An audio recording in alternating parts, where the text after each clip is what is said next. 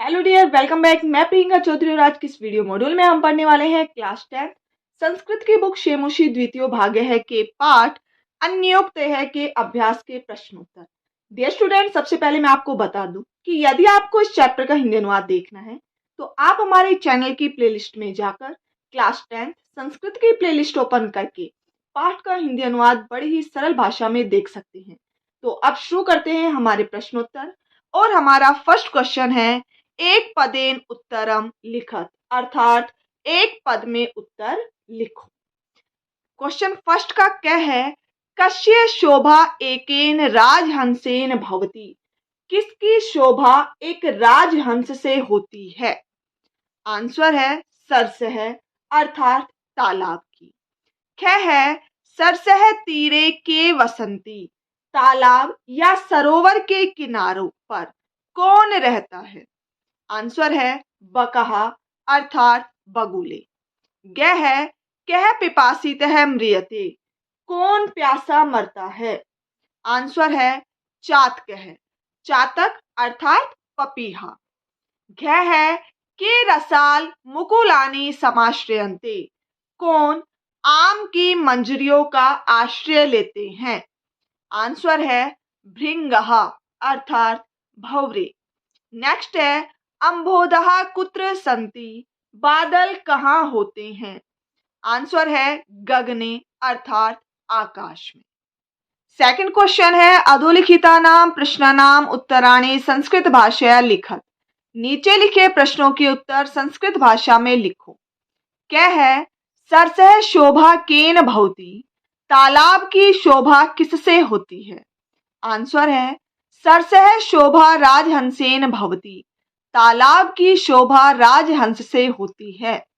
ख है चातकः किमर्थम मानी कथ्यते। पपीहा किस लिए स्वाभिमानी कहा जाता है? आंसर है चातकः पिपासितः म्रियते वा पुरंदरम वा याचते अतः सह मानी कथ्यते। पपीहा या तो प्यासा ही मर जाता है या इंद्र से याचना करता है, अर्थात मांगता है, इसलिए उसे स्वाभिमानी कहा जाता है। ग है मीनः कदा दीनाम गतिम प्राप्नोति। मछली कब दयनीय स्थिति को प्राप्त होती है? आंसर है यदा सरह संकोचम अंचति तदा मीनः दीनाम गतिम प्राप्नोति। जब तालाब संकुचित होने लगता है तब मछली दयनीय स्थिति को प्राप्त होती है। नेक्स्ट है कानी पूरित्वा जलदह रिक्तः भवति। किनको भरकर बादल खाली हो जाता है? आंसर है नाना नदी नद शतानी पूरित्वा जलदह रिक्तः भवति। अनेक नदियों और सैकड़ों नालों को भरकर बादल खाली हो जाता है। नेक्स्ट है वृष्टि भी वसुधाम के आर्दयंती। बारिश से पृथ्वी को कौन भिगोते हैं? आंसर है अंबोधा। वृष्टि भी वसुधाम आर्दयंती। बादल बारिश से पृथ्वी को भिगोते हैं। क्वेश्चन थर्ड है अधोलिखित वाक्येषु रेखांकित पदानि आधृत्य प्रश्न निर्माणम कुरु। नीचे लिखे वाक्यों में रेखांकित पदों के आधार पर प्रश्न निर्माण कीजिए। क्या है? मालाकारः तोयहि तरोः पुष्टिम करोति। माली जल से वृक्ष का पोषण करता है। क्वेश्चन बनेगा किन से? मालाकारः कहि तरोः पुष्टिम करोति। माली किन से वृक्ष का पोषण करता है? ख है भृंगः रसाल मुकुलानि समाश्रयन्ते। भंवरे आम्र मंजरियों का आश्रय लेते हैं। क्वेश्चन बनेगा किन का?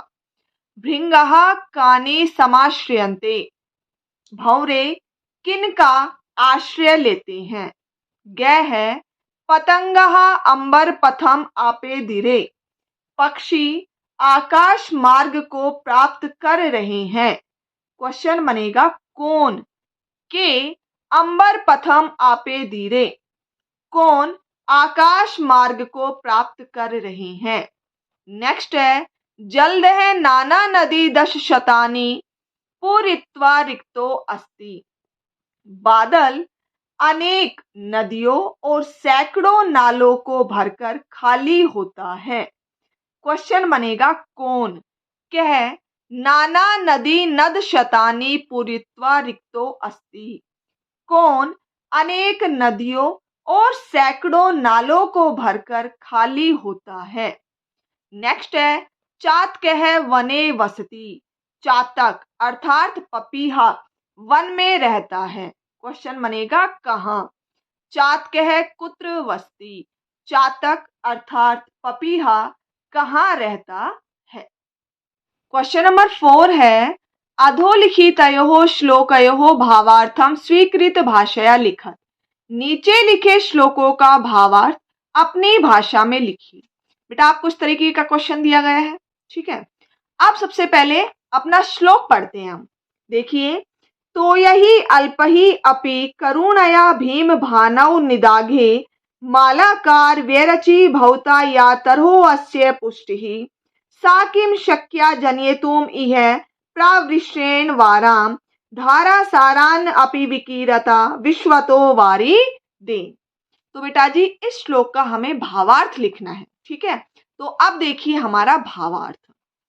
इस श्लोक के माध्यम से हमें यह शिक्षा मिलती है कि जिस प्रकार ग्रीष्म काल में सूर्य के अत्यधिक तपने पर माली के द्वारा वृक्ष का जो पोषण किया जाता है, वह पोषण वर्षा काल में बादल के द्वारा भी उत्पन्न करना संभव नहीं है। उसी प्रकार मुसीबत के समय थोड़ी सी सहायता भी जीवनदायिनी होती है। अब फोर्थ का देखिए बेटा, ये वाला श्लोक दिया गया है, इसका भावार्थ लिखना है। तो वही सबसे पहले हम हमारा श्लोक पढ़ते हैं। देखिए, रे रे चातक सावधान मनसा मित्र क्षणम श्रूयताम अम्भोदा बहवो हि सन्ति गगने सर्वे अपि न एतादृशः केचिद् वृष्टिभिः आर्दयन्ति वसुधाम गर्जन्ति केचिद् वृथा यम यम पश्यसि तस्य तस्य पुरतो माँ ब्रूहि दीनम वचः। तो इस श्लोक का भावार्थ क्या है वो देखिए बेटा। इस श्लोक के माध्यम से हमें यह शिक्षा मिलती है कि जिस प्रकार इस श्लोक में चातक पक्षी को प्रत्येक बादलों के सामने दीन वचन बोलने से मना किया गया है, क्योंकि आकाश में सभी बादल समान नहीं होते, अर्थात कुछ तो पृथ्वी को जल से भिगो देते हैं और कुछ बेकार में गर्जना करते हैं। उसी प्रकार इस संसार में प्रत्येक मनुष्य समान नहीं है, इसलिए हमें प्रत्येक मनुष्य के सामने दीन वचन नहीं कहने चाहिए, अर्थात योग्य व्यक्ति से ही कुछ कहना या मांगना चाहिए। क्लियर? नेक्स्ट क्वेश्चन है अधोलिखितयोः श्लोकयोः अन्वयम् लिखत। नीचे लिखे श्लोकों का अन्वय लिखिए, ठीक है। ये दो श्लोक दिए गए बेटा। फर्स्ट है आपे धीरे कतमाम गतिम अभ्यु उपेति, ठीक है। इसका हमें क्या करना है? अन्वय करना है।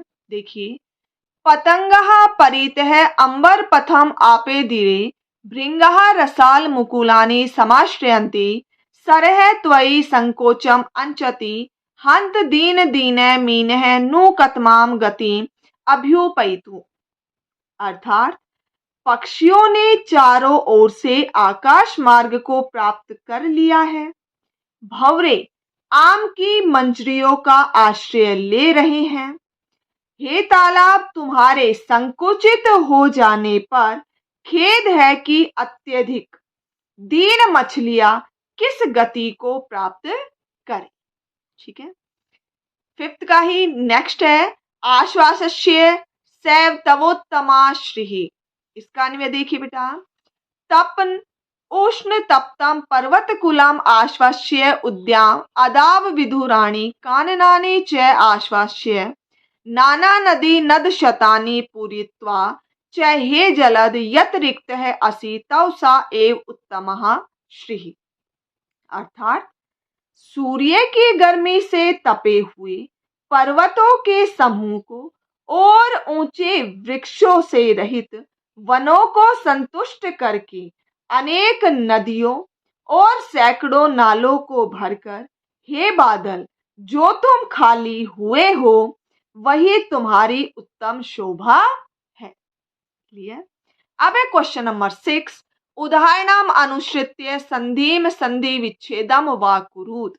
उदाहरण के अनुसार संधि अर्थात संधि विच्छेद करो। ठीक है, हमें कहीं कहीं पर संधि करनी है और कहीं कहीं पर संधि विच्छेद। तो डियर स्टूडेंट, जैसे 6 का फर्स्ट है यथा, मतलब उदाहरण दिया गया है, अन्य प्लस उक्तय है, अन्योक्तय है। ठीक है, इसी तरह हमें संधि या संधि विच्छेद करना है। तो जो ब्लू पेन से है वो हमारा आंसर है और ब्लैक पेन से आपका क्वेश्चन है। ठीक है, जैसे सबसे फर्स्ट में देखो, आपको क्या करनी है, संधि विच्छेद करना है क्योंकि संधि आपको दी गई है। ठीक है, देखिए निपितानी प्लस अंबुनी क्या बन गया, निपितान्युम्बुनी। और यदि हम इसमें संधि की बात करें कि इसमें कौन सी संधि है, तो बेटा इसमें यण संधि है क्योंकि ई के सामने ए समान स्वर है। कृत प्लस उपकार है, कृतोपकार है। इसमें संधि है गुण, ए के सामने उ होने पर दोनों का ओ। तपन प्लस उष्ण तप्तम, तपनोष्ण तप्तम। इसमें भी गुण संधि है, वही ए के सामने उ होने पर दोनों का ओ। तव प्लस उत्तमा, तवोत्तमा, वही गुण संधि। ठीक है, फर्स्ट का ही फिफ्थ देखिए बेटा, न प्लस एतादृशः शब्द बना नैतादृशः और इसमें संधि हुई वृद्धि स्वर संधि। कैसे, ए के सामने ए होने पर दोनों का आई। ठीक है, अब है 6 का सेकंड यथा, जो आपको उदाहरण दिया गया है, पिपासित है प्लस अपि शब्द बना पिपासितो अपि। आप देखिए बेटा, कह प्लस अपि, को अपि, ये जो बेटा ऐसे है ना, इसकी ये अवग्र है। ठीक है, इसका उच्चारण ए के समान होता है, तो शब्द बना को अपि। यदि इसमें संधि की बात की जाए तो इसमें है बेटा उत्व विसर्ग संधि। कैसे है बेटा, देखो यहाँ कै में क्या है, ए है, ए के सामने विसर्ग है, ए के बाद यदि ए हो तो विसर्ग का क्या हो जाता है, ओ हो जाता है, ये हो गया। ठीक है, और जो अंतिम ए है इसका अवग्रह हो जाता है, हो गया। नेक्स्ट है रिक्त है प्लस असी, रिक्तो असी। मीन है प्लस अयम, मीनो अयम। सर्वे प्लस अपि, सर्वे अपि। सभी में कौन सी संधि है, उत्व विसर्ग संधि, और सभी का रूल भी क्या है, सेम है। 6 का थर्ड है यथा, जैसे आपको दिया गया है, सरसह प्लस भवेत, सरसो भवेत। ठीक है, अब इसमें भी कौन सी संधि है, इसमें भी उत्व विसर्ग संधि है, लेकिन यहां पर जो सूत्र है वो चेंज है। इसका सूत्र है हसीच है। मतलब इस हसीच है जो सूत्र है उसका क्या अर्थ होता है कि ए के बाद, वही स में ए है, ए के बाद विसर्ग है, तो ए के बाद किसी भी वर्ग का तीसरा चौथा पांचवा वर्ण या येरे लेवे है हो तो विसर्ग का क्या हो जाता है, ओ हो जाता है। ठीक है, तो यहाँ सरस है, ए के सामने विसर्ग है। ठीक है, तो इस विसर्ग का क्या हो जाएगा, ओ हो गया सरसों, और भवेत का भवेत रहेगा, चेंज सिर्फ इस विसर्ग का होगा। भय क्या है बेटा, तीसरा चौथा पांचवा वर्ण है किसी वर्ग का, पै वर्ग का, देखो पै फै बै भय चौथा वर्ण है ना, तो इसी तरीके से। खग है प्लस मानी, खगो मानी। मीन है प्लस नु, मीनो नु। पिपासित है प्लस वा, पिपासितो वा। पुरत है प्लस मा, पुरतो मा। 6 का फोर्थ देखिए बेटा, यथा वही उदाहरण दिया गया है, मुनि प्लस अपि, मुनिरपि। ठीक है, इसमें संधि की बात की जाए तो इसमें बेटा रुत्व विसर्ग संधि है। रुत्व विसर्ग संधि का नियम क्या होता है, इधर मतलब पहले वाले पद के अंत में क्या हो, ए या आ के अतिरिक्त कोई भी स्वर हो, मतलब ए या आ नहीं मिलना चाहिए, उसके अतिरिक्त आपको कोई भी स्वर मिले और उसके बाद कोई भी स्वर या व्यंजन हो तो विसर्ग का क्या हो जाता है, रै हो जाता है। अब देखो न में कौन सा स्वर है, छोटी ई है, ए या आ तो नहीं है ना। ठीक है, और सामने क्या है, स्वर या व्यंजन कुछ भी हो सकते, तो यहाँ स्वर है, तो इस ई का सॉरी इस विसर्ग का क्या हो जाएगा, रै, और ये हमारा क्या हुआ है, मुनि रपी। जो रै होगा वो बेटा हलंत वाला होगा। ठीक है, तो उसके सामने ए है तो रै उसमें चला जाएगा। तो यही प्लस अल्पही, तो यही रल्पही। अल्पही प्लस अपि, अल्पई रपि। तरोहो प्लस अपि, तरो रपि।